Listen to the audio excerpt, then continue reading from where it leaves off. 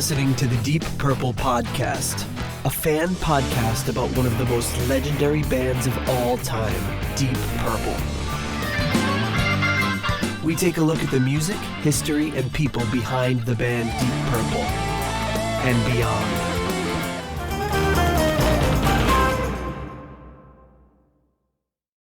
Welcome to the Deep Purple Podcast, the first and only podcast devoted to one of the greatest bands in rock history, Deep Purple.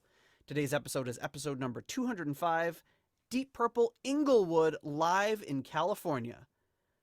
And coming to you from the barky suburbs of Chicago, I'm your host, Nathan Beaudry.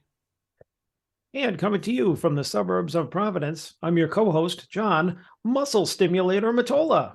Muscles? What are you stimulating? Or is that for a bonus for patrons only? Nate, what are you stimulating? Which muscle? That's the next. Oh, the next step of your next step in the elbow saga. So, boy.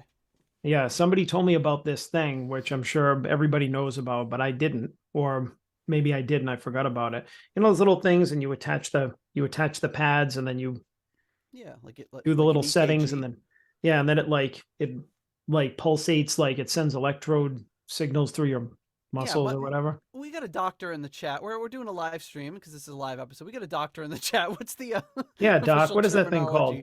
What is John trying to say?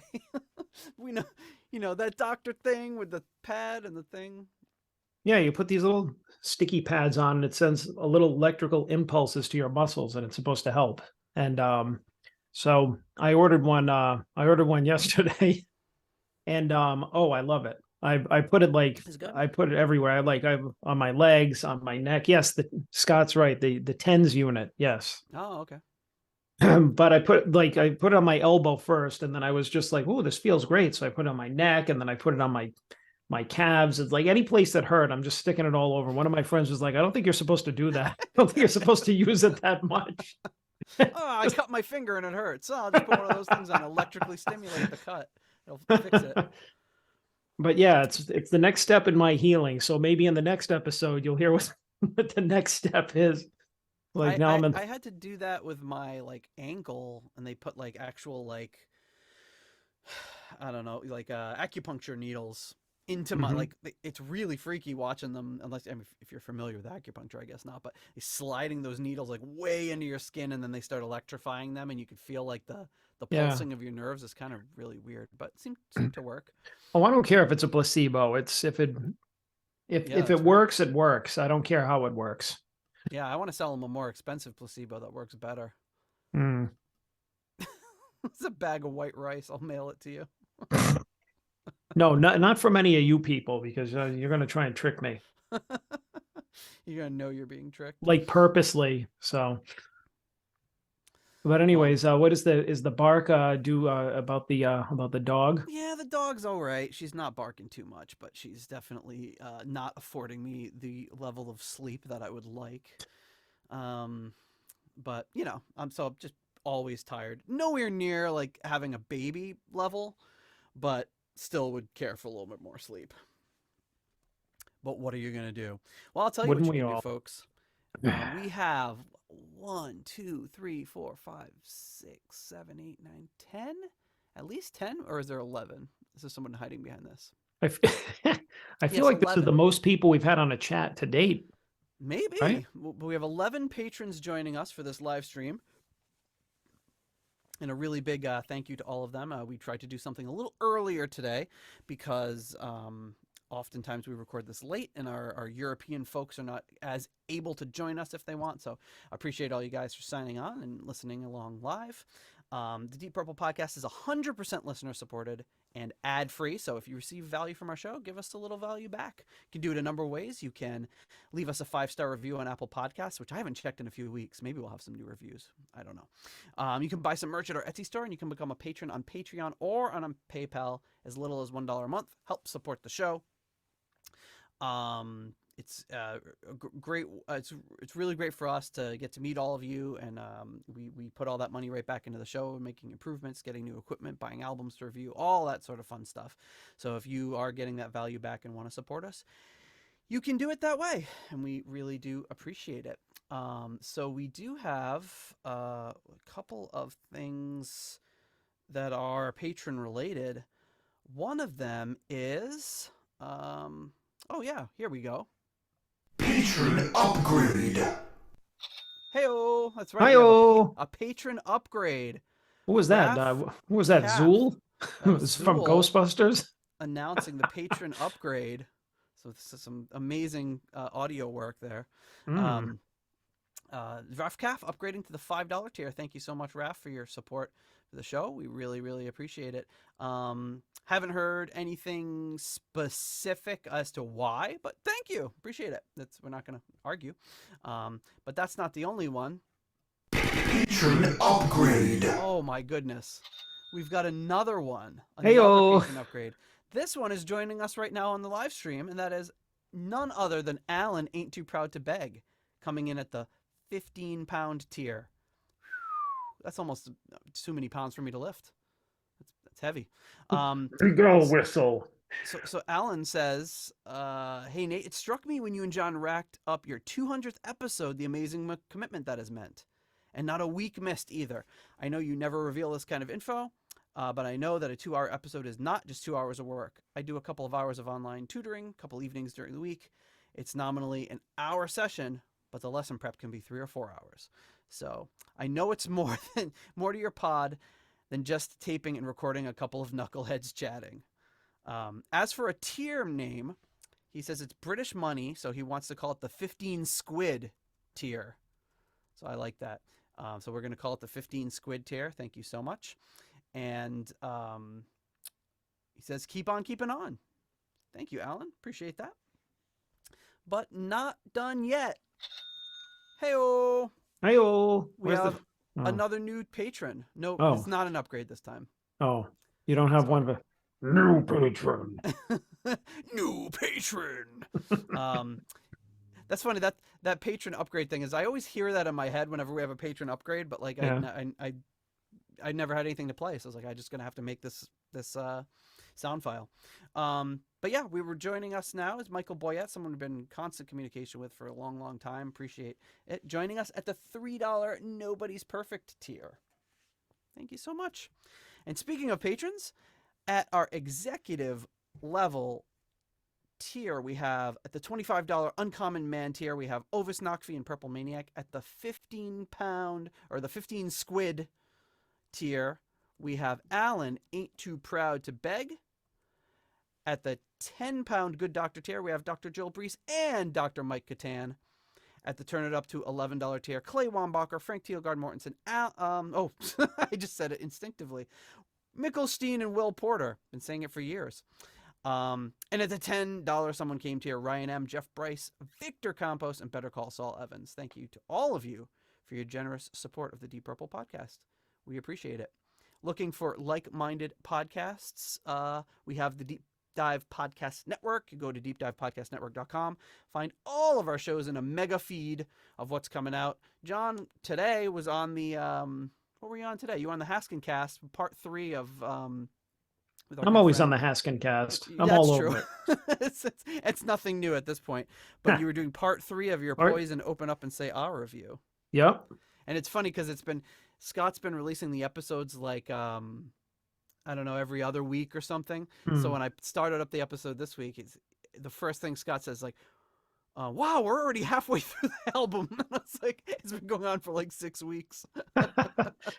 I know. I'm like, it feels like so long ago, but we talk for so long that, he prefers to chop up the episodes into more listenable bites, so. But by the time the 4th one comes out, I'm like, oh, we're still talking about this? Didn't we cover it all up? Yeah, so before we get into today's show, just a little in memoriam here. I am doing my annual, and I can't remember if I talked about this on the show before, so pardon me if I have, but I talk about it on social media every year. I'm having my annual Budweiser. I have a Budweiser on this day every year. This is March 8th. As we are recording this. My cousin Robbie's birthday. So you have discussed this, yes. So yeah, so Robbie, here's to you. As Jonathan, our good friend Jonathan says, Always, there's always a cousin involved, he says, when you're talking about music and getting into different things. You're in your little group of friends or whatever, and then you go hang out with a cousin that maybe you only see a few times a year, and the new cousin has some, they're living in a different time than you, or a different area, and their interests are a little different, so you learn new things. And Robbie was really instrumental, and he turned me on to Master of Puppets. I remember going over his house when that was kind of the new album, and the newest, I should say. It wasn't brand new at the time. And listening to that for the first time and saying, whoa, what's going on with this? This is not like what I'm used to. Also turned me on, I think the summer before that, to the Fat Boys. So very, Very very, diverse. Yeah. so yeah, he got me into the Fat Boys. I probably listened to that album 1,000 times after visiting him. And then he did the same thing with Metallica. So Mm. he is, he didn't live super close. He lived, he had a summer house in New Hampshire, and they lived in Maryland, but we'd go visit him, every couple summers or something. Always had some good memories. So he passed away, sadly, I don't know, maybe 15 years ago from leukemia. So it was really sad. And just want to let Robbie know we're thinking of you. And I guess we must be recording on his birthday again. What are the odds? I mean, pretty good with us. We record a lot. Yeah, that's true. That's true. Usually not on this day of the week, but Yeah, I know. This is good for everybody because we had to adjust our schedule because Nate is you got too much going on. yeah, yep. It was a crazy week. Things my work schedule kept changing, and things kept getting added on. So really excited to get into this subject today. So we have covered all of Mark 1, all of Mark 2, all of Mark 3, all of Mark 4, all of Mark 5. We're on to Mark 6 basically right now, and we've, for all of them except probably Mark 6, I don't think we've really done it, but we've covered like a prominent live show from all of those bands. So, but with Mark 1, there's kind of limited. We've never covered anything really live video from them, or like a full live concert, I should say. So that was the goal behind tonight, to go and dig into this very early 1968 live show that they recorded. So the significance of the show is the band was about 7 months old at the time of recording this. They already had the huge chart hit with Hush, and they were getting ready to go out on tour for the Book of Taliesin. So, and I think I have, I think Jeff Bryce sent me it's loading here. He sent me a poster.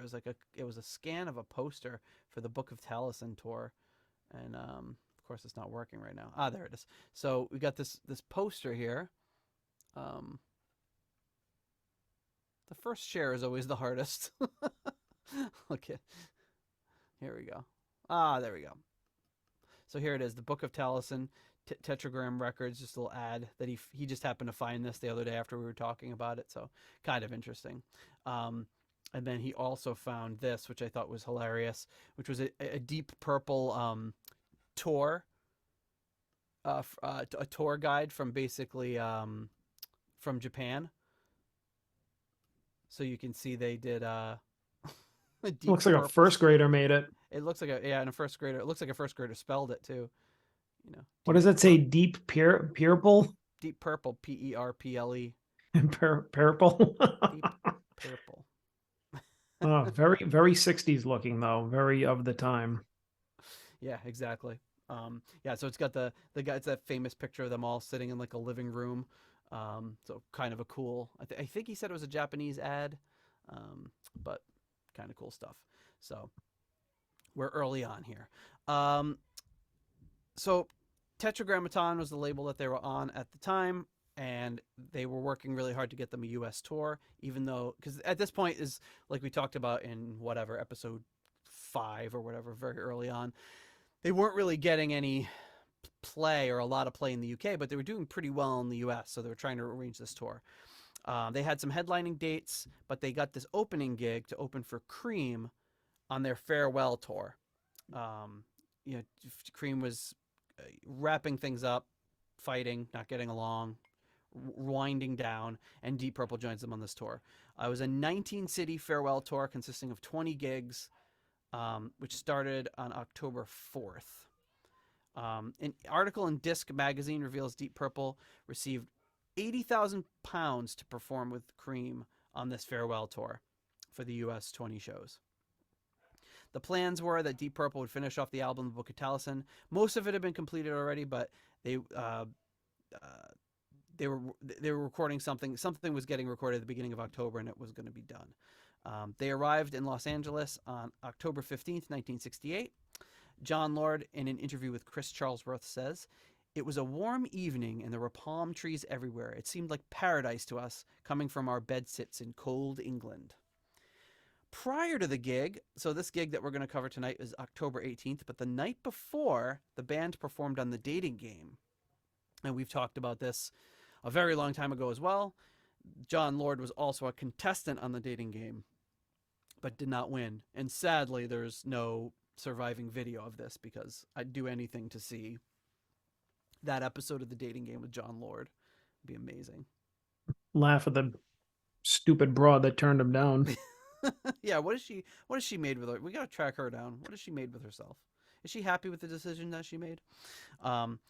So this was recorded at the Fabulous Forum in front of 16,000 fans on October 18th, 1968. They opened for Cream. So the show was set to be recorded by Deep Purple's label Tetragrammaton in the U.S. They recorded a video from the audience with a Sony half-inch reel-to-reel video and audio recorder with an open-air microphone. So the video quality ended up being pretty bad, which you'll see. So we're going to watch a video that's not great, and it's pretty poor in a lot of spots. But they were kind of surprised by the audio that they got off of it being quite good. So many years later, the Deep Purple Appreciation Society got a hold of this, was able to salvage the audio portion, and then the video was, cleaned up a little bit. And I'll put a link in the show notes. You can find it on YouTube. You can find like a restored version of it. But it's out there. It's available. You'll see right away that the quality is not great, but you do get some, glimpses of these very, very young guys. And there's no real live recordings of Mark I, so this is a really videos anyway. This is a really rare glimpse into their live set. There's some other bootlegs that would circulate around, but not a ton from this particular era. So it's likely the earliest recorded show by Mark I at any either audio or video. At this point, they had played fewer than 30 shows. This would be the 27th performance if my numbers are correct. And then Robinson points out that at this point, Ritchie didn't have a lot of experience in being mostly a studio guy. So you'll see John Lord tending to take over a little bit more on the solos and things like that. So a very, very early performance. So that's all I got leading up to it. There is a CD version of this you can buy with some really good liner notes. We can check out some of that stuff later, but that's kind of all the background I got on this. So Karsten in the chat saying this was on his 4th birthday, this recording. So just where did this come from? This performance? This Where video? you got it? Yeah. It's available. Like they've released it. But it's like I said, you can find it on YouTube. But then there's like a CD version that's out too. But it's like I said, the quality is not great. All right, should we thank our next level of patrons before we go on to the live show? And it's short because it's an opening act, so it's less than an hour. Ready to do it? Yeah, thank them. All right. Oh, I forgot. I'm going to have some stuff ready because of patrons switching around here. So, okay. So coming in at the $7.77 Keep It Warm Rat tier, we have Michael Vader and Richard Fusey. At the $6.99 new nice price tier, Fielding Fowler. At the episode $6.66 tier, Steve Coldwell, Arthur Smith, and Anton Glaving. At the $6.65 almost evil tier, Kenny Wymore. At the $5.99, the new nice price tier. I'm sorry, the old nice price tier. Robert Smith, Peter from Illinois, Michael Bagford, and Carl Hellberg. At the 60 kroner Scandinavian Nights tier, we have Zwapper the Electric Alchemist and Newt Morton Johansson. It's a great life if you know we can. It's a And coming in at the $5 money lender tier, we have John Convery, German Heindel, Adrian Hernandez, Jesper Elman, Alexei the Perfect Stranger Slepikoff, James North, Mark Hodgetts, Will Porter, Kev Roberts, Percival Frequency, Scott Zerns, Cynthia Doobie, and Raf Calf. Patron upgrade. All right. Thank you so much to all of you for your support of the Deep Purple podcast. All right. So here we are. Mark 1. We're in California here. We're hanging out. We're enjoying the beautiful palm trees. And we're going to see a pretty lousy video of Deep Purple playing live. It's a great selling point, Nate. Yeah, you know, they should have put me in marketing. But here we go. Deep Purple live in Inglewood. Oh my God. That is terrible. I told you. So you can see those are that's Ian Pace on the drums there. So Nikki is kind of standing beside him. I'll have to pull up our chat here so I can see what everyone's saying.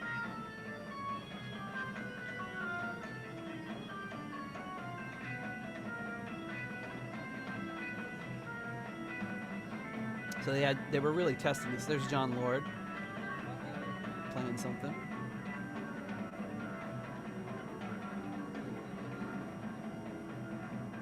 Nikki's like strumming with his thumb. So you get these moments here where you get some pretty good visuals. But they really didn't know how to use the equipment yet, so that's why it looks like this. Pacey's doing some sort of tribal drum thing. They're just kind of jamming to open it up. It would be nice if it were better quality, but I mean, you can make it out better than I thought, I guess. Yeah, and there's moments when somebody will come into frame and it clears up for a little bit, and it's just not like release quality by any means. Right. Like you wouldn't have seen him release this on DVD or Blu-ray. I want to see a Blu-ray release of this.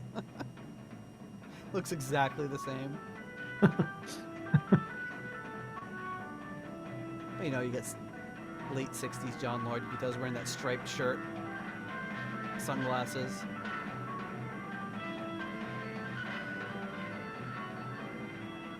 Is that loud enough?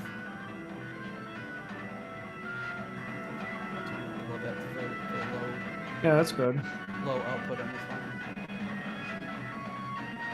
Still, the camera panning is smoother than in whatever that bootleg is, the Satriani bootleg. Yeah. Yeah, the painting was like, "Nup, nup, nup, nup."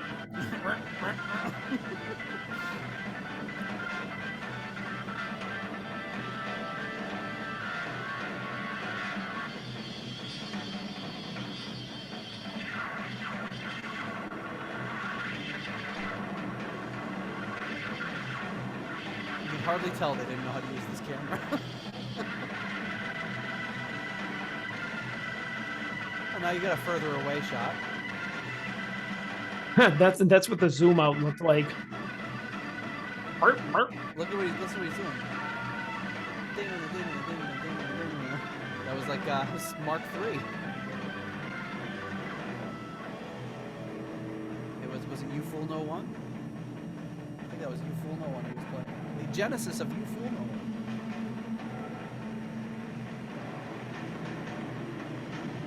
Is that Richie?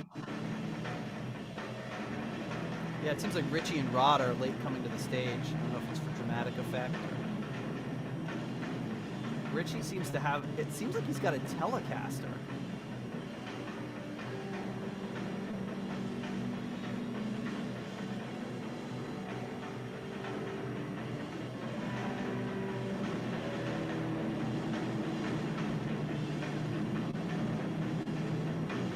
Ritchie seems like he's a ghost, like he's like kind of translucent. He is translucent.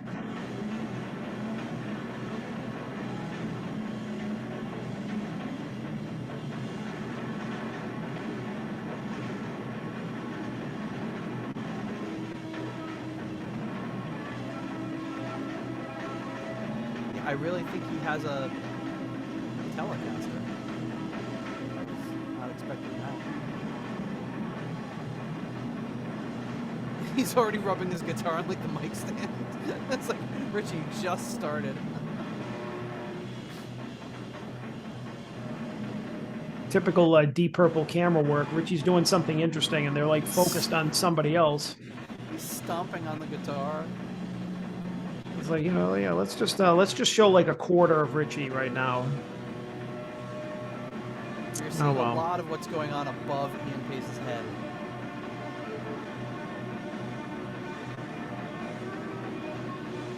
Question: how old is Ritchie here? 20, yeah, 24. That's a good one, right?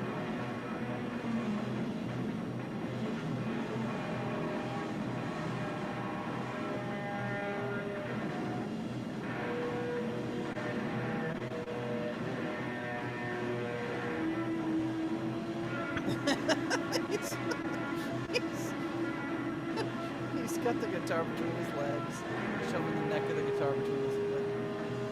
I know he was doing that stuff back then. It's just so funny because it seems like this is something you'd want to see at the end of a concert.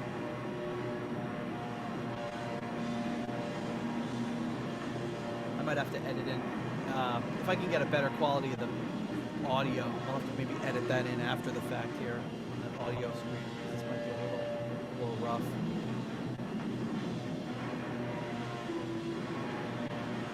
I wish I could get a better look at the guitar. That's clearly his prop guitar that he's throwing around. He's not. Yeah. It looks to me like it's a Telecaster with a Strat neck.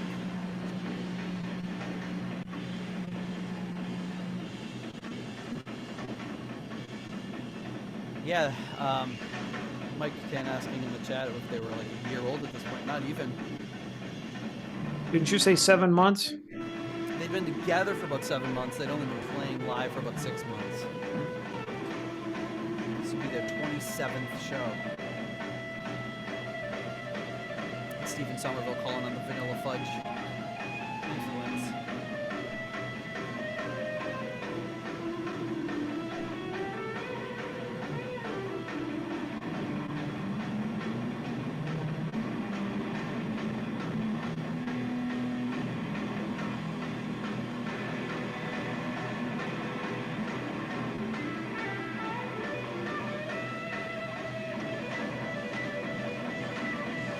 See, they're playing Formula One.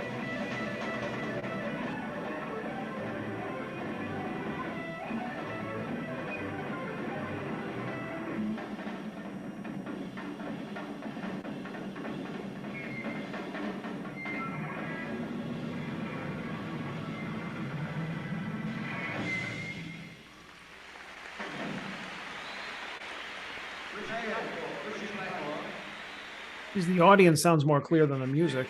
Yeah. Get some tied up leaves. I don't know what this silver thing for, nobody ever uses it. Rod. On a statue.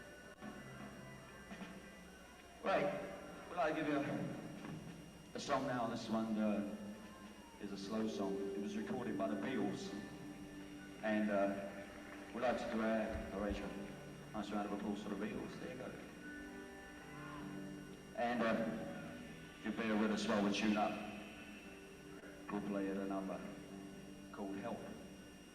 So I have this as being the last thing that they played. So I don't know if this the video is in a different order.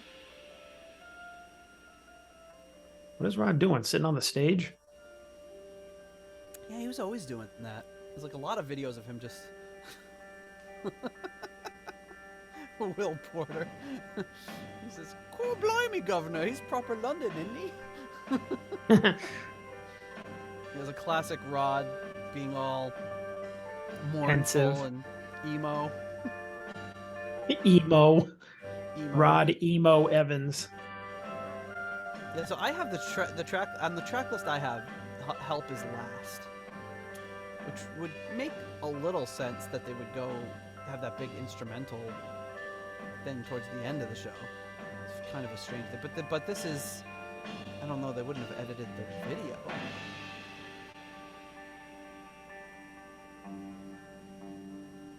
See if I can find some answers here while Rod sings. So much younger than today.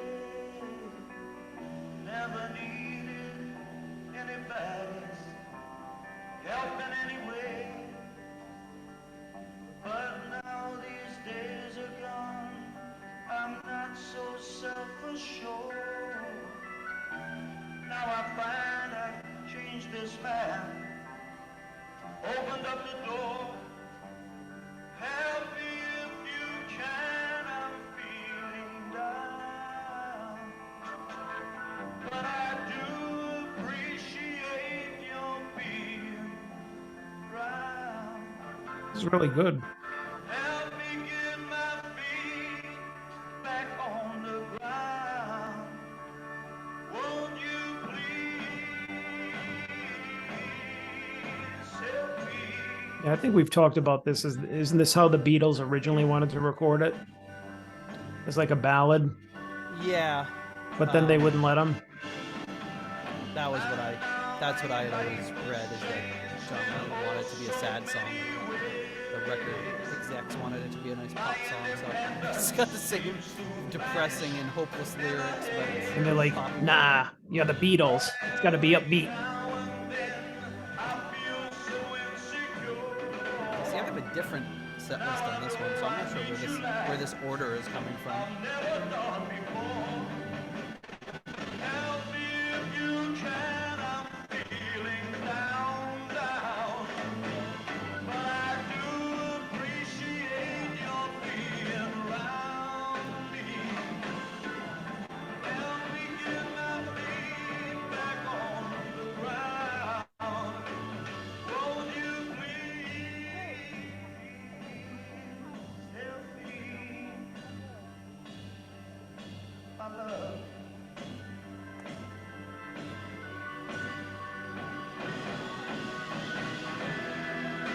I need somebody, not just anybody. I need someone. Who's singing background? Nick? I think Nick and John would sing background at some point. So I'm really thinking this is supposed to be like part way through the show. I don't know where the mix up happened.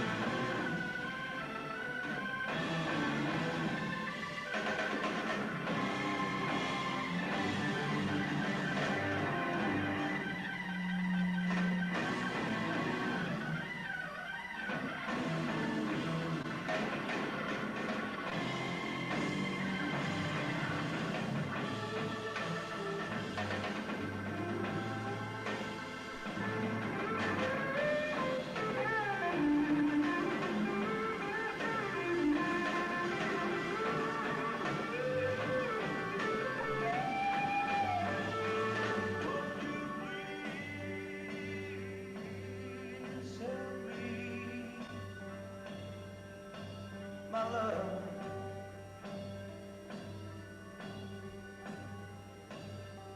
help me, baby.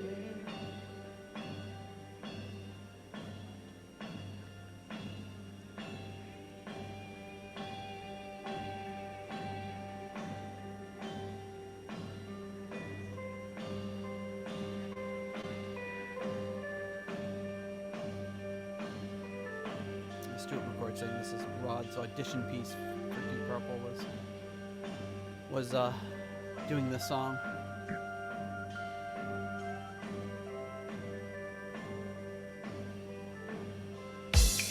This is Dave. The hell was that?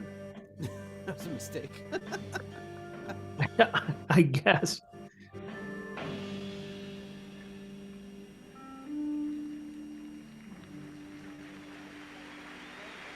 Trying to find an alternate video. We can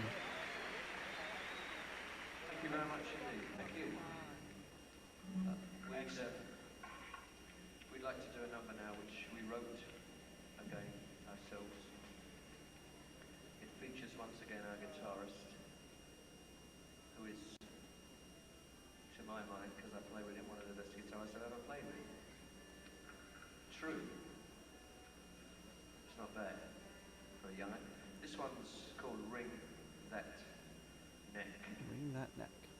So Kind they're of still weird not- that John Lord was like speaking on stage. So that is, but it's necessary that Right, yeah. And he even did that like California Jam. you understand. Yeah, a little bit. It's usually the lead singer that announces all the songs and everything. But I know at this time, like John Lord was like the kind of the spokesperson for the band, wasn't he? Right. It's a good little video of Mickey and John.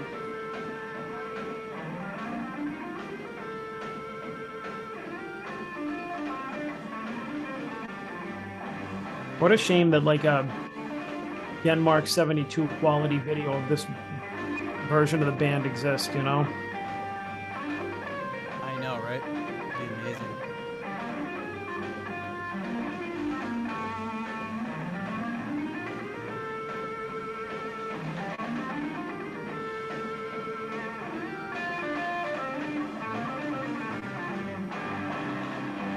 So I don't know why this video seems to be completely out of order.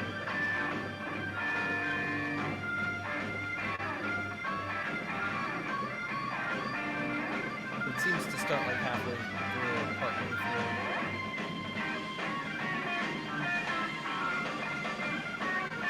If we watch through this, I can go to back to the end after what I just done.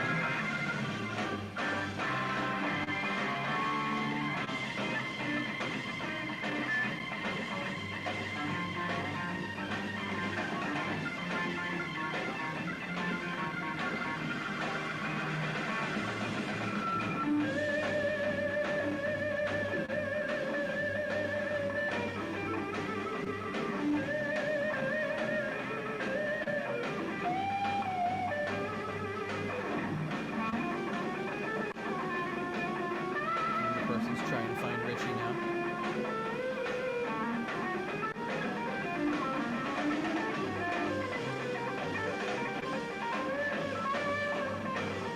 That's a pretty good shot of Richie. It looks like he's using his Gibson again here after having destroyed that. How can you even tell? Just looks like a Gibson. See? Oh, there we go.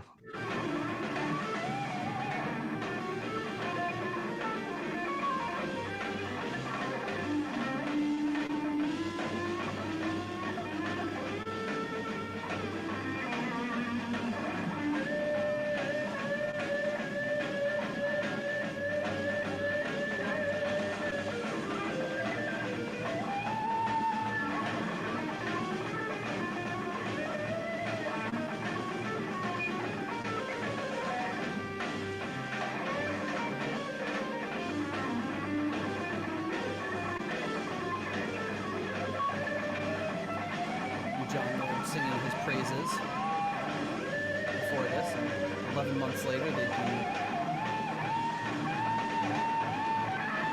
Albert Hall with that same guitar, and I think maybe in that same shirt. John Lord changed his wardrobe a little bit.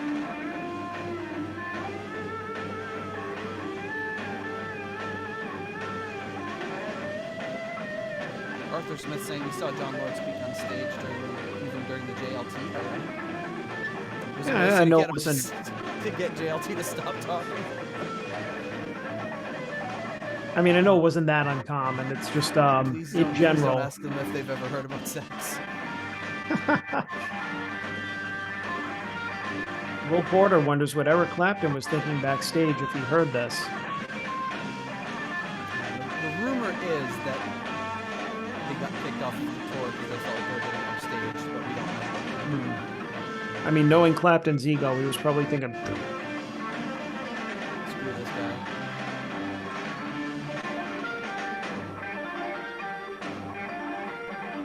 I mean, I would have been afraid.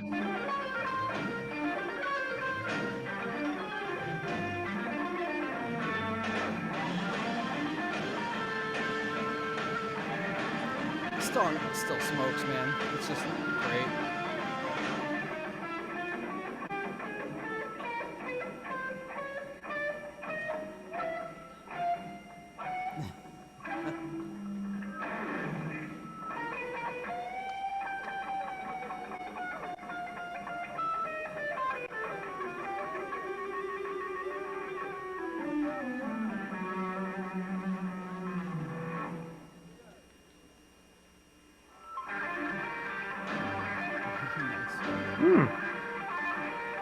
He didn't go off too much.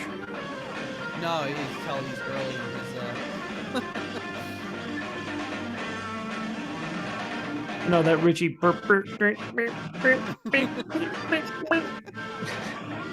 toy. He's doing it again. Oh,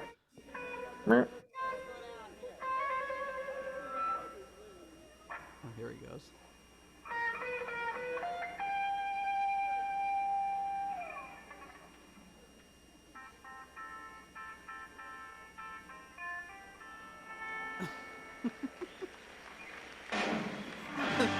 The crowd goes nuts and he bows. I love the crowd. Like, yeah, jingle bells, hey, Christmas. It's coming up in a couple months.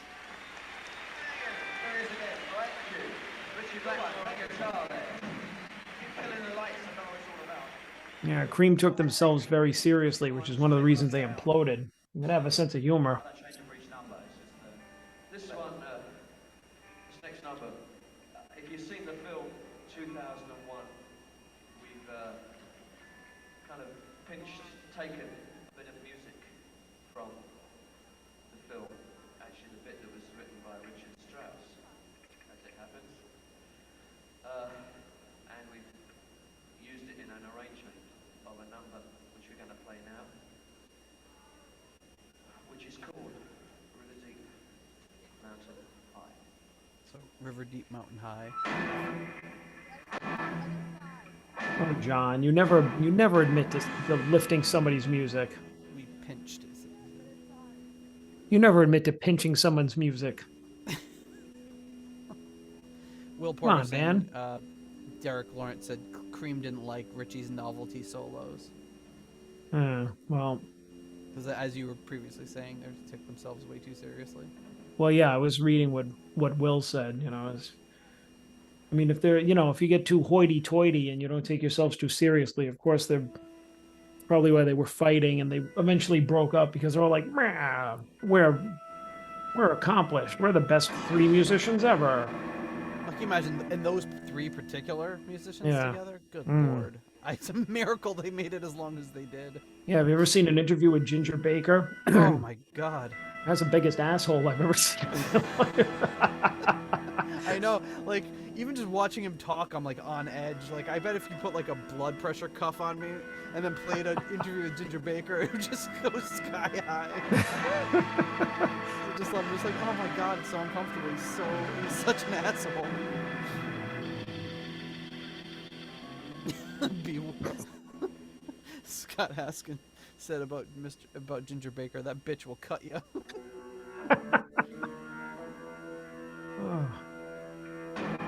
So yeah, see, it seems like we caught like the end of Mandrake Root and it was left out like Hush and Kentucky Woman. But I've got a secondary video file I'm trying to get right here that might solve that for us.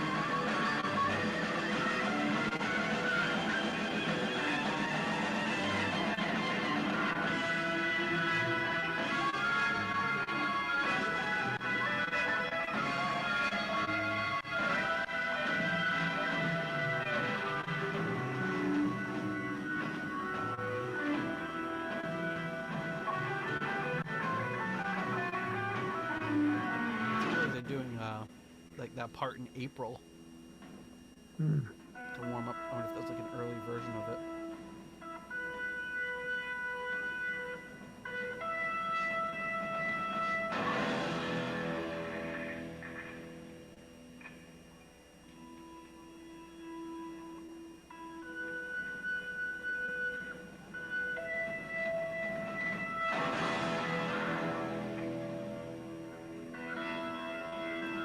Obviously the 2001 bit.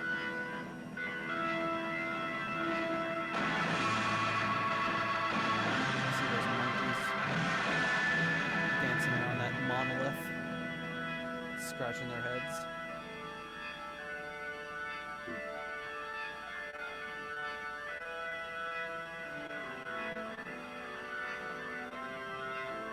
I mean, really, if you're coming to see Cream,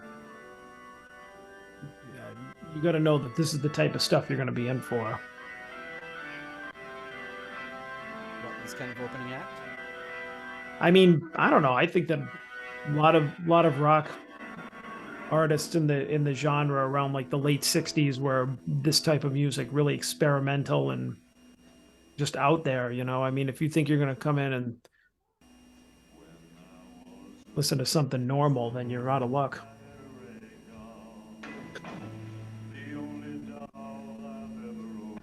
Ooh, sexy Rod. Listen to that voice. Stupid sexy Rod.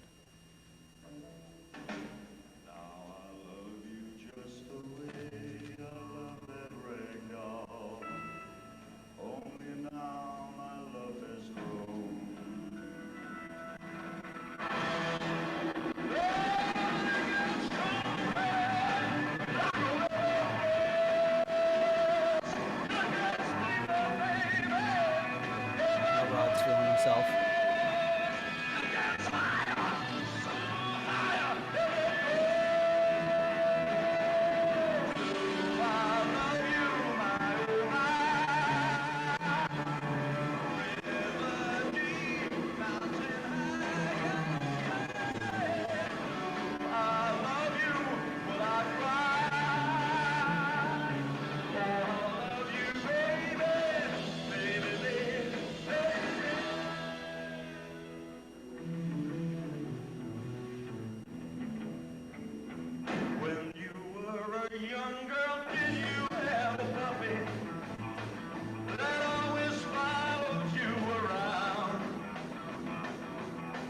Yeah, Rod's vocals are great on this. Well, that's a good thing about Rod is he sounded pretty much the same live as he did on the albums. 'Cause, I mean, he wasn't really no trickery on his vocals, and he wasn't singing in a crazy range that he couldn't duplicate. No, not at all.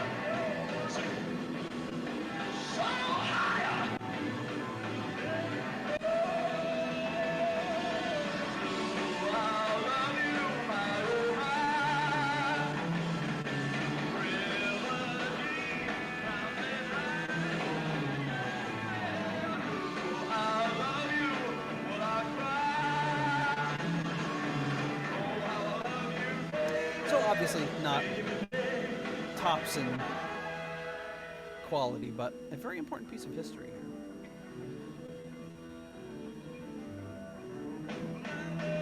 Mike saying that Rod listened to too much Elvis. I think they all did, right? I think Yeah, they were. Gillan had a huge influence from Elvis. He definitely never sounded like he was trying to be Elvis. No. Rod, not so much. Yeah, I think in this video they were instructed to shoot Rod from the waist up, just in case. Send any of those young fans into a frenzy. Yeah, those hips look like they might start moving in a minute. It's extra hard when you start sitting down on the stage and getting all emo.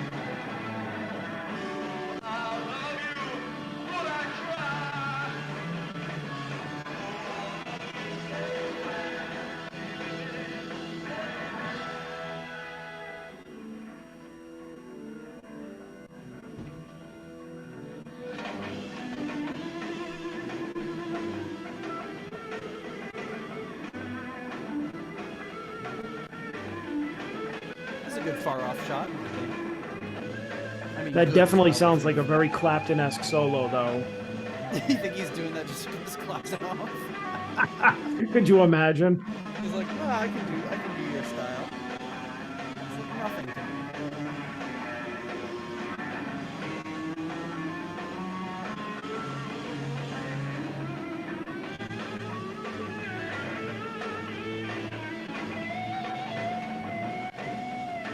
I don't know what Ritchie and Clapton's I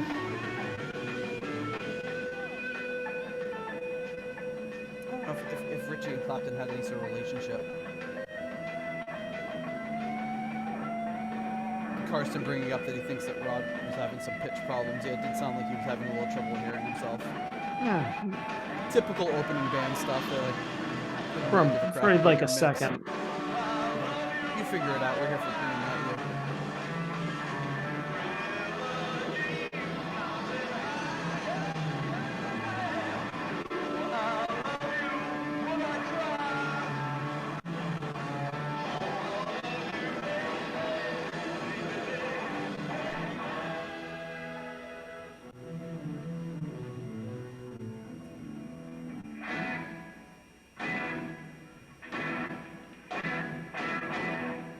Nice. Hey, we shook hands with the guy that was playing drums on that. We're going to sign one more. And Time for one more. So is this the closer? put it up, it's been recorded a few times by people like Tim Rose and Jimi Hendrix. I'm sure you all know would like to do our version of a number. And I won't tell you the title, but I'm sure you'll guess it after a bit.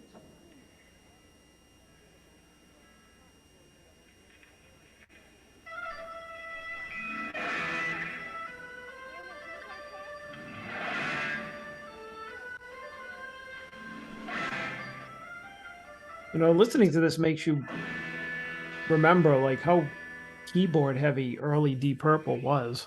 Yeah. Little carrying this nice little spaghetti western sort of vibe here. The Matador bullfighter. Whenever we played something like this, remember I think me and E-Rock when we had our band, we wanted to do a song that had this kind of vibe, and we were gonna like do this kind of like bullfighter bull kind of section, and that's how we like were describing it to each other. Like, all right, now the bull's running, and we'd be like, were we doing that with you? Do you remember that? Yeah, I remember I used to play this a lot, like but then We you'd thought have we to were stop, you'd have to stop and go and then go back into and it. we thought we came up with like such a concept. Nobody's ever done this before. It's on, yeah, well, when you're, whatever, 14, you think you're inventing everything. Yeah, it's like I It's all been invented done. flamenco guitar. So there was no flamenco guitar before I was 14. Nobody else in the world of rock and roll has thought of this. You're welcome, everybody. That Just was me. That was all me. Wow, how far away was this camera? It's all of a sudden it's like zooming right on. I mean, like you said before, at least the audio is halfway decent. Yeah, the audio's not bad. I want to get the CD though and see if it's gonna be an improvement, so I could dub it over this one on the audio podcast. Because if you're watching the video, your brain will kind of like make sense of some things, but if you're just listening to this, it might be a little rough. Maybe a rough listen, guys. But hey, stay tuned for after the show. We got some exciting stuff happening.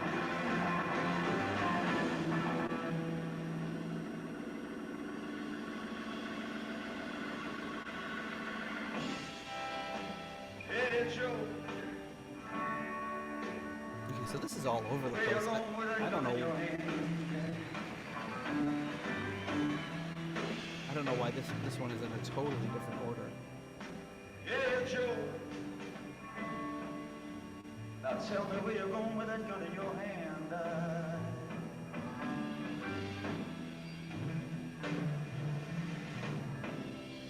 I'm going down to shoot my lady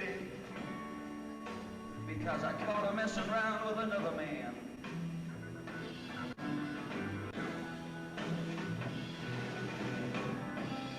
Yes, I'm going down to shoot my lady because I This must caught be her the messing ending. around with another man. Yes, I did. So we were missing 3 songs. Yeah, So hopefully we'll be on this other version I have. I heard you shot your woman down. Should have done a little more research before I started playing this. Yeah, Joe, guess what I heard? You know I heard you shot your woman down to the ground. Oh, yes, I did. I shot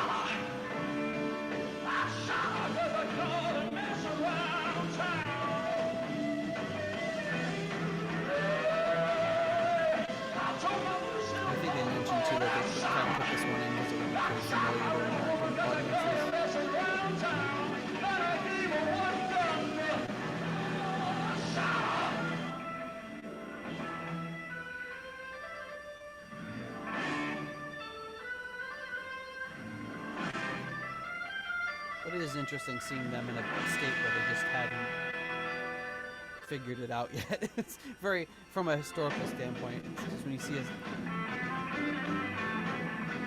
see them today, of course it's like whatever 3,000 shows later, whatever.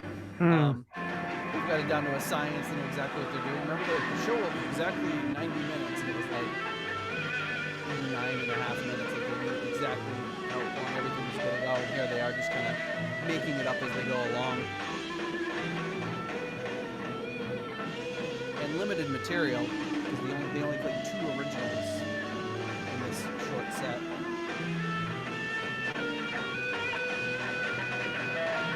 Welcome, the Gardeau, to the channel. If you're on the video, you might have seen him pop on in his suit. It's a special bonus.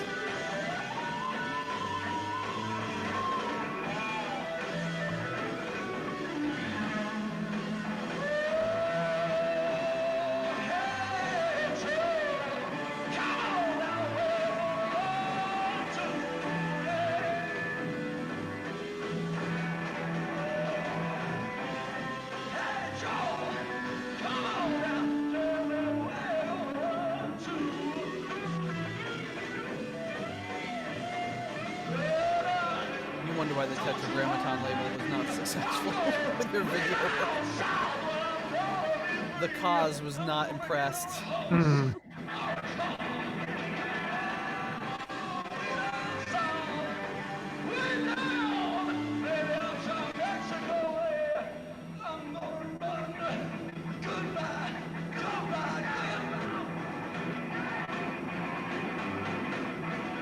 thought for sure you were going to break out your best Bill Cosby impression. What? I thought for sure you were going to break out your best Bill Cosby impression. Well, I mean, these days it's Yeah, it might be best to retire. probably best to stay away from the cause. It's a sad. Yeah, yeah, in many ways, yes.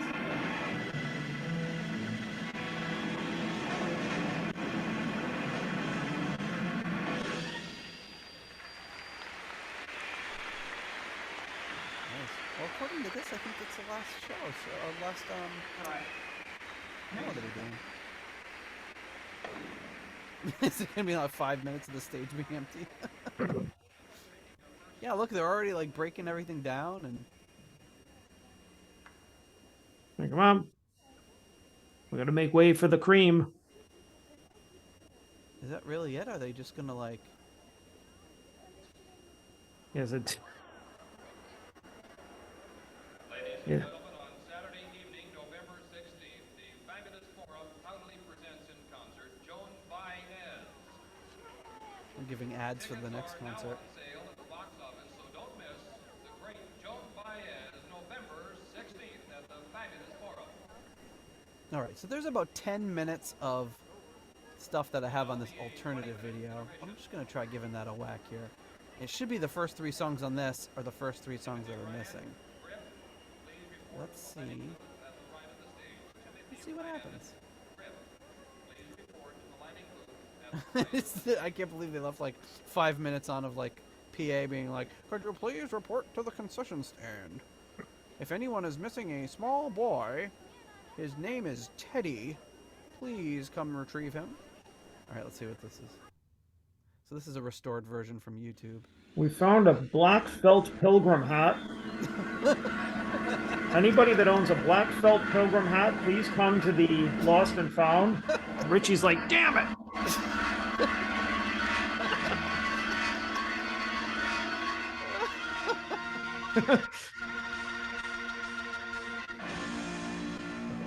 The audio on this is much better. Yeah, is this from the same show? This is the beginning of the same show that's missing. I don't know. So this is how it should have started. And I biffed Why it not? on that one. I had a weird bad video. Oh.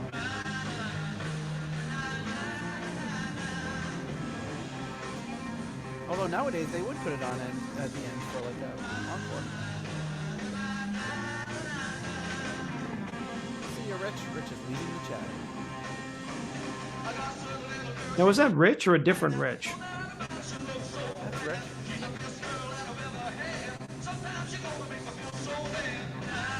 We only have one patron named Rich.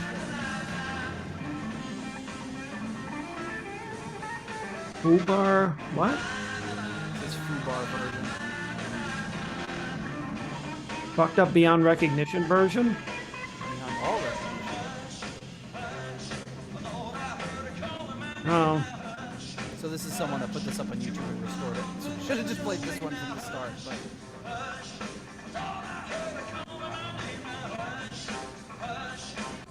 And the audio is much better.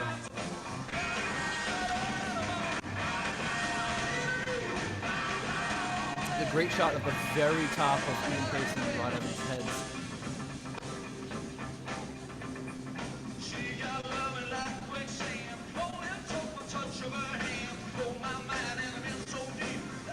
It's not just me, right? This is way better audio. The audio sounds pretty good on this, yeah. I'll grab the rest of the audio from this and patch it over there.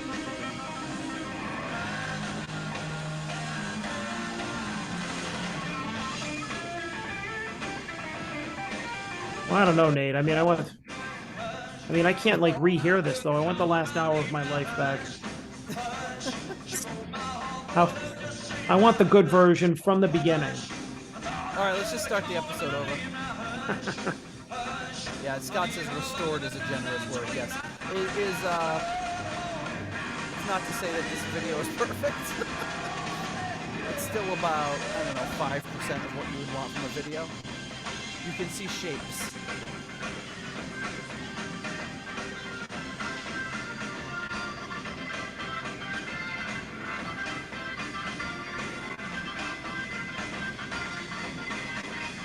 My kids are very depressed that the dog can only see in black and white.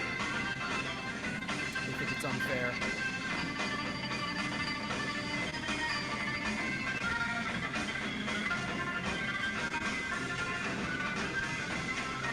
Should have brought the dog down. She would love this. Mark says Apollo 11 quality video. It totally is. I'm pretty sure any of the shots from the moon are in way better quality. Although they probably had better engineers recording that than they did. Like, you know what video camera we should use to shoot the Deep Purple video? That Apollo 11 camera. You think we could borrow it from NASA? Hey, why not? We spent $3 million on that last album cover. Why not rent a NASA camera? Because, you know, in about 50 years, they're going to be huge, and we want the quality to blow. And Will Porter points out that Hush had peaked at number 4 in the U.S. charts just about 4 weeks earlier. So this would have been a hot opening track for the audience. Everyone would have known it.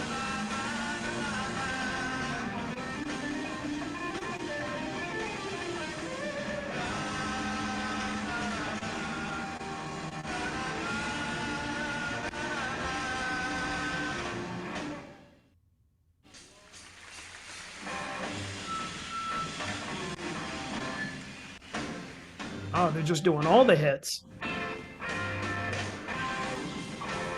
They're just doing all of everyone else's hits.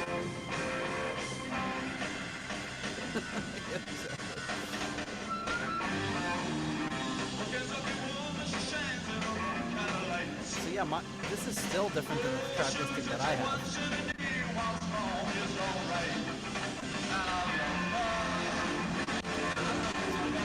Hush, Ducky Woman, and then going to go into Mandrake Group next.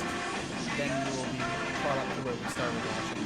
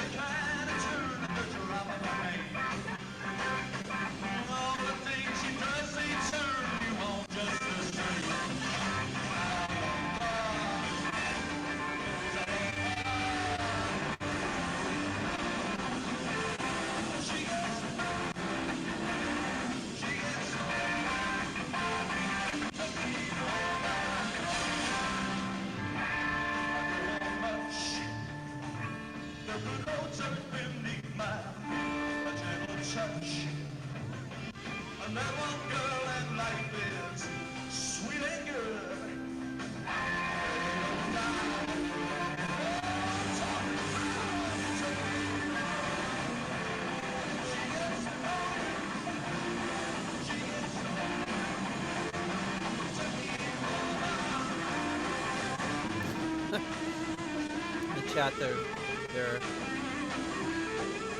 coming up with a conspiracy theory about them faking this concert like the moon landing. This was all done on a sound stage. Oh, wait a minute. It was. Who is the one that they say? Is it Stanley Kubrick who they say directed the moon landing? Yeah, I think Yeah, so. that's him. There's no way Deep Purple could have gotten through the Van Allen radiation belt. It's not possible.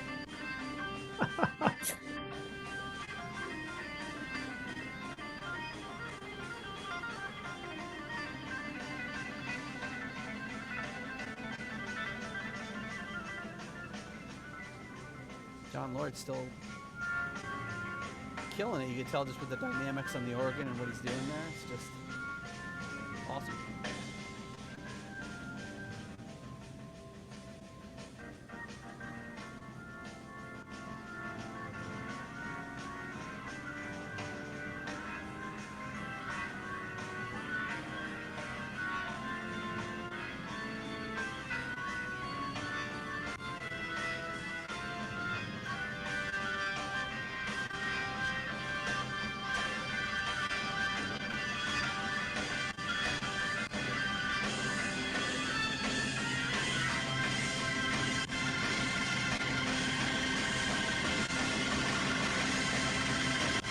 Supposedly, Jimi Hendrix was at this concert. And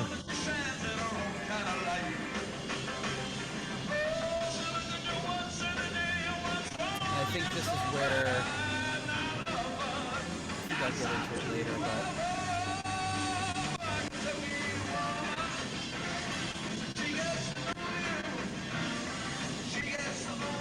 I don't remember if I have it in my show notes or not, but I read somewhere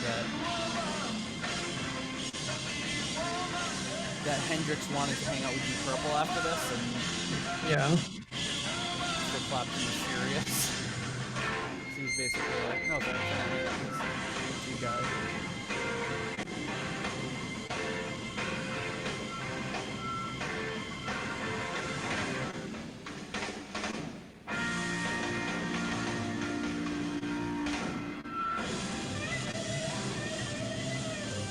Now that you're going to Mandrake Root, now we'll wrap up the kind of pre-portion here that we missed earlier.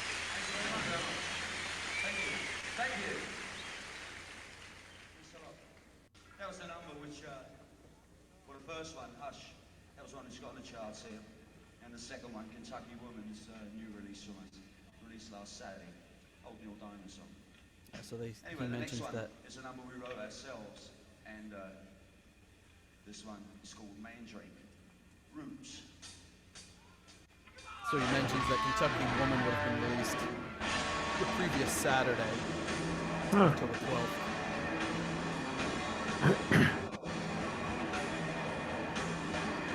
So I think what we must have caught earlier was the end of Mandrake Root going into hell.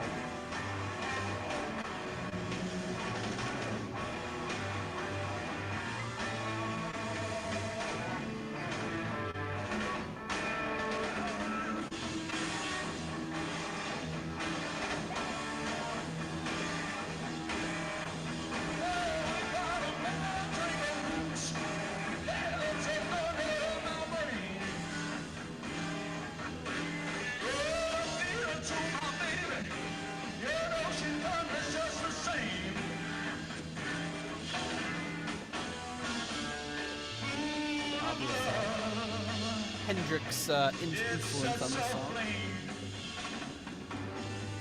You mean the dun dun dun dun dun dun dun Foxy? Foxy. Dun, dun, dun, dun, dun, dun, dun. Hendrix.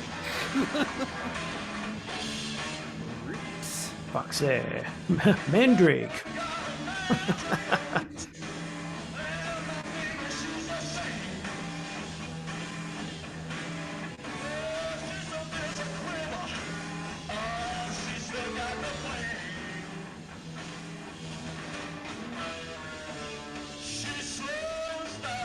Mark Roback is postulating that they overdid it with the fog machine. And if there had been a fog machine on this, I think the video would be completely useless. It just looks like we they're wouldn't be looking seeing at fog. shit.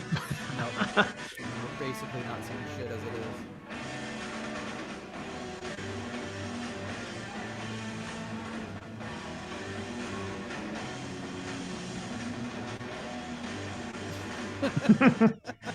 One small step from Mandrake, one giant leap from Mandrake. Mark Roback's on fire tonight, guys. Woo. Red hot. We're gonna call him Red Hot Roback. Red hot Roback, red hot chickie. No, he said no chickie. No chickie. So this must be where it, somewhere in this is where it kind of cuts out to where we started this, because I think it's Right. at the end of Mandrake Group. Richie's gonna get a little crazy. Yeah. He's gonna bust up his guitar. Yeah, right around That would make there, I sense. believe. Even at this early stage, he had the prop guitar to bring in so he could step on it and wipe his ass with it and all the other things that he's doing. Wipe his ass. He's like, he's doing like it almost looks like if Coverdale was a guitar player, like what he'd be doing. He's like, wah, wah, and he's like sticking the neck of the guitar in between his legs. That's the way you said it, though. Taking the guitar and wiping his ass with it. He was. I'm telling any lies. I don't find it so funny. I mean, the video evidence is definitely blurry, but it speaks for itself.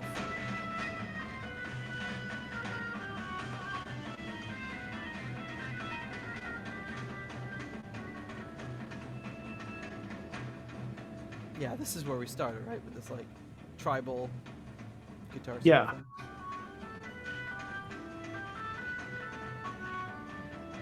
So as soon as we see Richie being phallic with that guitar, we can call it a show.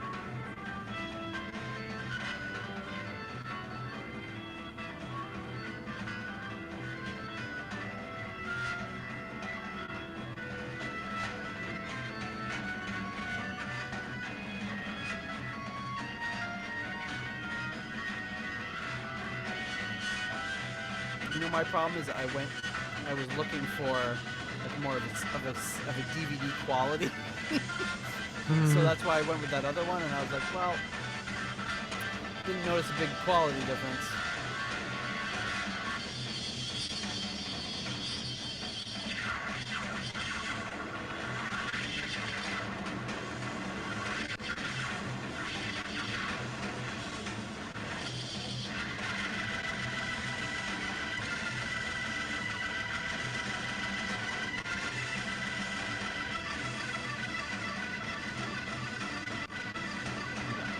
We've been here already.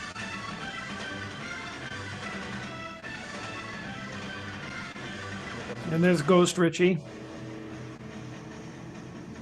Ghost Richie again. Deja vu. Alright, so I'm gonna fade this out then. Alright. Well, there we go. We saw it in a weird order, but that's the Thanks, Nate. I screwed it up. What do you want? That's It how took we me keep things 205 fresh. episodes, but I finally made a mistake. That's how, yeah, finally. That's how we keep things fresh around here on DPP. That's right. So what do you think? What do you think of that show? That was pretty good. I mean, if nothing else right now exists of Mark 1, I mean, that's, like you said, better than nothing. Yeah, from a video standpoint. So Well, yeah, So- exactly. I mean, you could still make some of it out. I mean, the video would be nice if it was much better than that, but I mean, at least the audio is good. And I mean, there are other video clips and not whole concerts of Mark 1 at least. So I mean, there's it'd that. be great if you could find something the level of quality of like that Playboy After Hours special for a whole show. That would be Yeah. amazing because it's like full color. It looks great. It's like, but yeah. But I mean, they- at the time, nobody probably thought that, his young band was worth saving a whole concert of. So, And nowadays, even if it was a young band that it was playing their first show, you'd have 4,000 cell phone recordings of it anyway. mm, But so reviews. The reviewers of the show who were there referred to gimmicky reworking of known songs and deemed them not quite ready to be superstars, which is true, but of course they surpassed that. The rumor was that they were kicked off of the tour after the first few shows because someone in Cream's management was afraid of being upstaged. Derek Lawrence, being interviewed again by Chris Charlesworth, stated Ritchie was the first guitarist to play some light novelty thing in the middle of hard rock number just for a laugh. Cream didn't think it was funny, but the audience loved it. And what with Hush being a hit single, they went down very well, probably too well. And then like I told you, there's rumor that Hendrix was at the show and Cream was upset because Hendrix went to the after show party with Deep Purple and not with Cream. Cream went on to finish the tour without Deep Purple and ended at the Royal Albert Hall on November 26th, 1968. Of course, Deep Purple would go on to perform there, 10 months later for the concerto for a group and orchestra. And a cassette version of this made it out as a bootleg in Japan, but the official CD issue of this didn't come until 2002. So I do have something to wrap this up at the end, but before I do that, I would like to take a chance to thank our foundation level patrons for all that they do. Coming in at the £3, the aromatic feed tier, we have Simon Ford. At the $3.33 halfway to evil tier, we have Spike the Rock Cat and Spike's mom. At the $3 Nobody's Perfect tier, Peter Gardeau. Mark Roback. Ian DeRosier, Duncan Leask, Stuart McCord, Flight of the Rat Bat Blue Light, Ivan Fieldboo,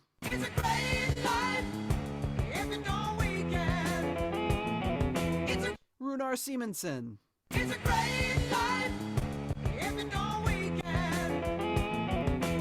JJ Stenard, Ruinous Inadequacies, John Maselli,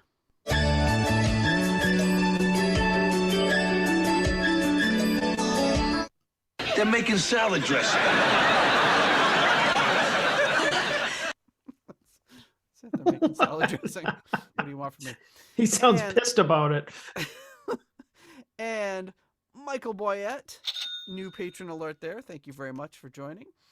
Then we, of course, have at the $1.71, I want my own tier. Rich, Yangui, Shaylo, At the 10 kroner tier, Karsten Lau. At the £1 tier, oh, it's Paul, but we decided we're going to call him something else. What are we calling Paul now? I forgot. You just said just Paul before. You didn't write it down? Well, I did, but it didn't make it to the most recent show notes, so I apologize. Oh boy. That's on me, guys. That's on me. Paul. Hi, Paul. Then we have the Fake the Moon Landings Leaky Mausoleum, Stephen Somerville the Concerto 1999 fanatic, Hank the Tank, Private Eyes, Ashen Lionel, and Blackmore tights. thank you so much to all of you for your generous support of the Deep Purple podcast. We couldn't do it without you. All right, John, so here's the thing. Here's the thing that's been bothering me. So I went on, where is it? Do I have that stuff here? I'm gonna have to see if I can find it. But I went on Amazon to see if I could find this concert, like a good version of it. And sometimes these bootlegs are hard to find, or not bootlegs, but this is like an out of print thing. So what I found was this, and if I can pull it up, I found this as a result when I looked in Amazon. So not a big deal. I searched for live at Inglewood. The first thing comes up is live in Inglewood, then whoosh, and then Machine Head. Hmm. But then after Machine Head, it says use fewer keywords or try these instead. Never Yellow Inglewood, which brings up an ad for the Yodeling Pickle, a musical toy for all ages. Great gift. Hours of mindless entertainment. You see that? Yeah. It's a yodeling pickle.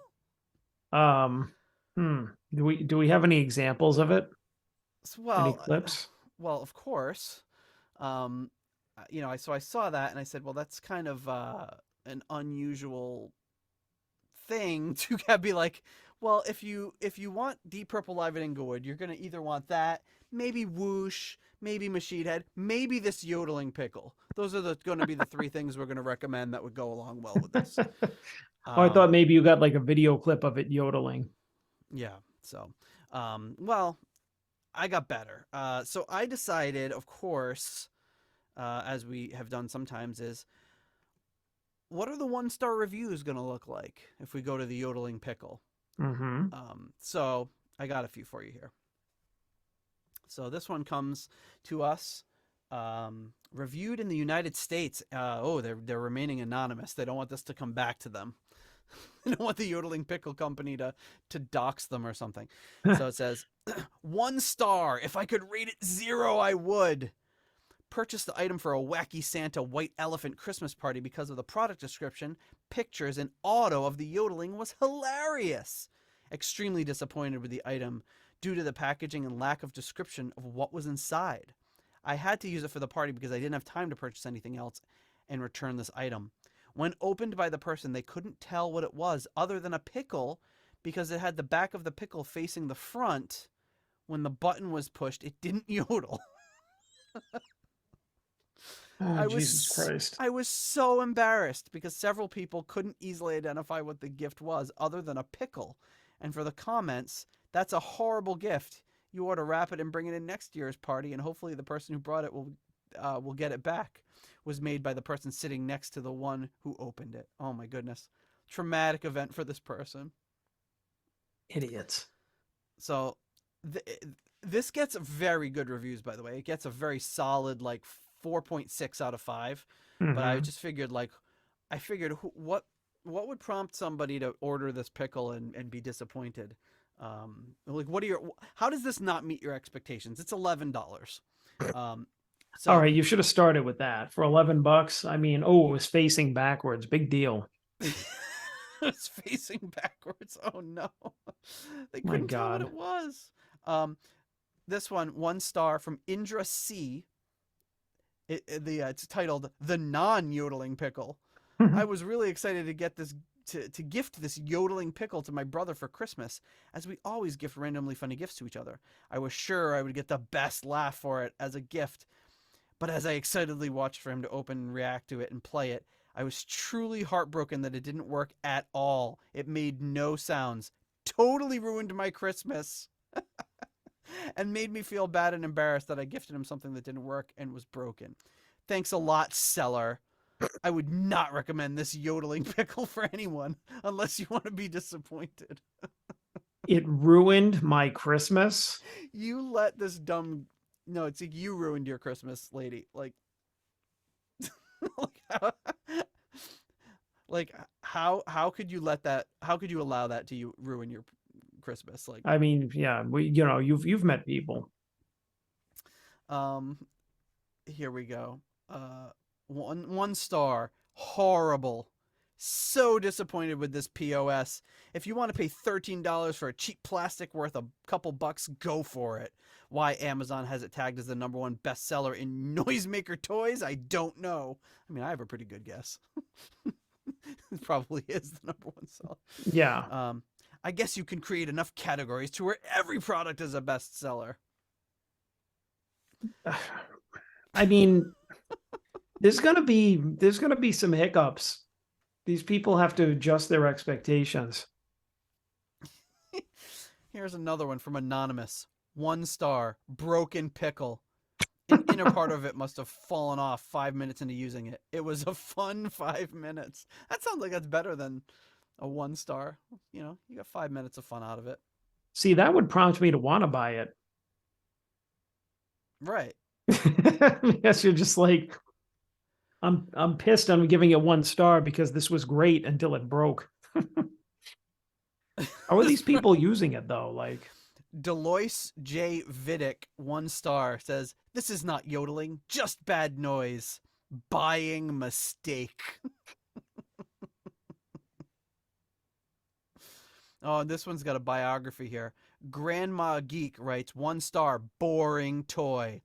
Many years ago when I was a kid, you could get a musical toy that when you blew on it and blocked different holes, you could make yodeling sounds. I grew up watching old 1940s, 50s movies on a big box TV. Many of these movies had singers doing yodeling. That is what I thought this toy was. So I bought 6 for opening on Christmas. Jesus. Unfortunately, this toy makes only 1 small tune. There is no way to make different sounds. To make the sound, you press the button and the same notes come out every time. Very unsatisfactory. Might be okay for 3 or 4-year-old children. Okay, so her complaint was that it didn't yodel, like the yodels weren't varied enough. She expected it to be like the toy she had from the 1940s, is her complaint. That ain't gonna happen, lady. This one's good. From Lynn. I wonder if it's our friend Lynn. That would be extra funny. Embarrassing. Given as a funny stocking stuffer. Really funny when it didn't work. The batteries were apparently worn out and the sound was inaudible. Guess I should have checked it before it was gifted. What if I had sent Yeah. it directly to a recipient? When I buy a product, I expect it to work. Embarrassing, to say the least. I mean, this is a real serious gift, so I think you'd be really embarrassed if you bought this for somebody that didn't work. Yeah, I mean, it's not like it was anything ridiculous, like a yodeling pickle. It's a very serious item. These people are they're just like cream. They take themselves way too seriously, these people. Yes. This one from ML, 1 star, did not work. Took a gamble, lost.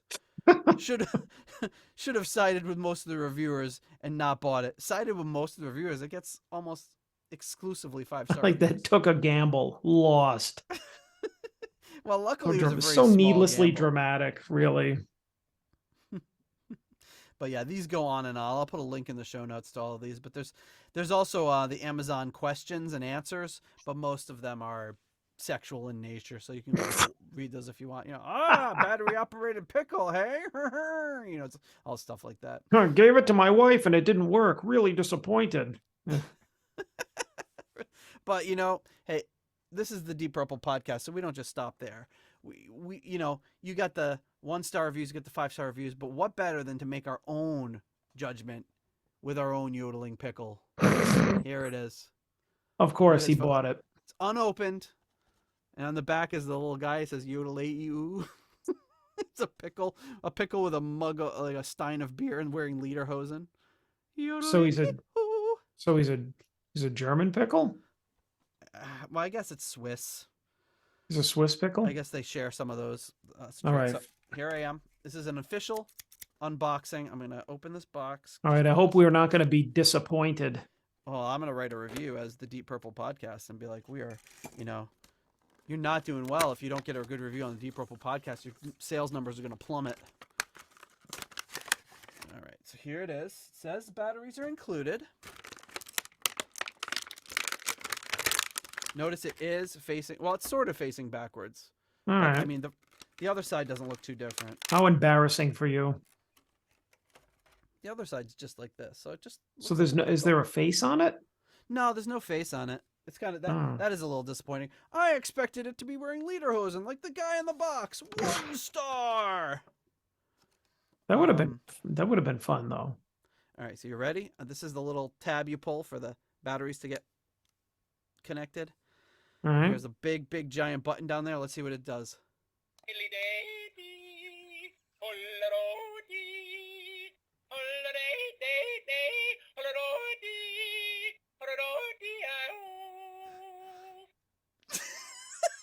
How can you not love that? I've already got my $11 worth. That was fantastic. How can that not be enough for that stupid 1940s lady? That's like a lot of yodeling. That was a lot. That was great. Ugh. I would definitely. I feel like I've already. If I just put this back in the box and put it on the shelf, I feel like I got my $11 worth.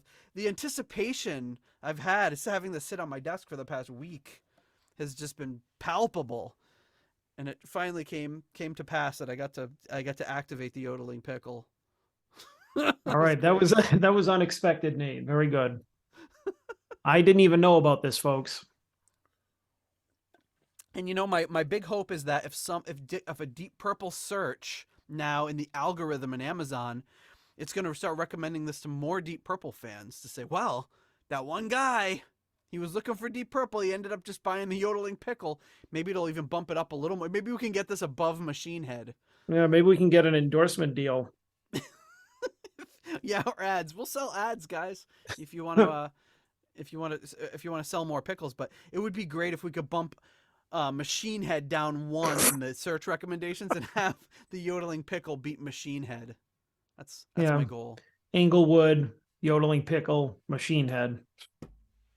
Yeah, that was good. I had to stifle my laughter through that entire yodeling process. Well, It was phenomenal. Well, anyway. there's nowhere to go from here but down. So good night, folks. All right. Yeah, exactly. But that was as advertised. I'm very pleased with my purchase. All right. So, Scott's given it 4.5 stars. Yeah, and I'm a verified purchase. That might hold a little bit more weight, but I'm going to give this a good review for sure. Wasn't there a Deep Purple bootleg called Danish Yodel that's being posited by Will Porter? So let me see. Yeah, Danish Yodel. It's darker than blue, number 53. Looks like Denmark, 24th of April, 1971, live performance. Well, you know, guys know when we get to covering that show, you know what's going to be getting dusted off is the old yodeling pickle. All right. So, yeah, Mark just rejoined us. I think he might have missed a lot. Stephen Somerville giving the yodeling pickle 5 stars. I mean, I can't in good conscience give this less than 5 stars because it delivered exactly what it promised. Mm-hmm. And more, I would say. That was a long yodel. Yeah, I honestly was like not expecting much. No. I mean, Yeah, just based on those shitty reviews, but I mean, that was...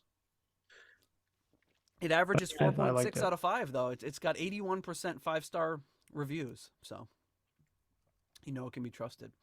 Well, folks, thank you so much for everybody who joined us in the chat on this live stream. I'm glad we could better serve our European listeners. It generally doesn't work out well with John and I's schedule for our live streams, but if you want to join live streams in the future, you can do so by signing up for our Patreon. Not only do you get exclusive live stream invitations, you also get access to our rating spreadsheet and our patrons only Discord. So if anyone's out there and doesn't have a link to the Discord, just let me know so you can join in the tomfoolery and discussion moving forward. All right. So what do you say, John? We wrap it up for this week? Let's wrap it up. All right. We'll wrap it up like a pickle at the Carnegie Deli, right alongside your right alongside your pastrami on rye. All right. Thanks, everybody. We'll stick around for a few minutes. A short chat. A short chat. All right. Thanks. We'll talk to you next week. Thank you for listening to the Deep Purple Podcast. If you like what you hear and would like more episodes in the future, please donate on Patreon to support the show. You can also leave us a review in Apple Podcasts to help new people discover the show. You can follow us on YouTube, Instagram, Twitter, and Facebook for show updates. See deeppurplepodcast.com for more details. Thank you for listening.